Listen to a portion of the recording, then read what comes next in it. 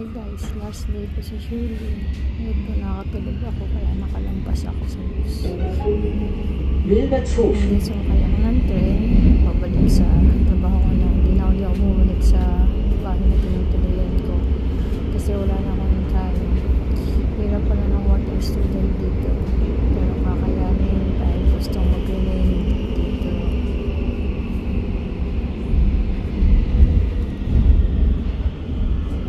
Ito ang pangalawang lugar ko sa Europe, bansa sa Europe na nais kong mag-stay na. Tingnan natin din sa France, pero balita ko sa kaibigan ko mas maganda talaga dito sa Germany. Kaya ito pinakikita ko, malinis, mas Richtung maganda Messestadt dito Ost. kaysa dun sa napuntahan ko. Yun lang, talagang hirap Bitte maghanap. zurückbleiben. Iba talagang language sila, more siya sa mga A umlaut o umlaut. Nako, napakahirap bigkasin.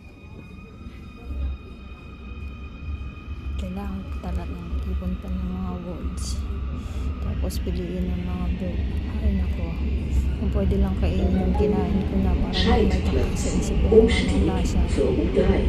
Change here for U3. Yan ang buhay dito sa Bitte Germany. Fahrtrichtung Kailangan rechts ausweichen. matutunan ng mga language nila.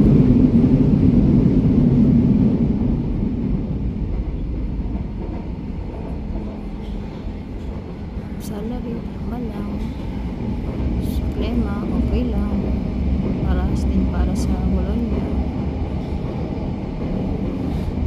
Sa tao, isama lang. Maraming mas mabait dito. Sa palagay ko, kasi nung nawala ang cellphone ko, napapabalik after 5 days. Kaya, it's sure na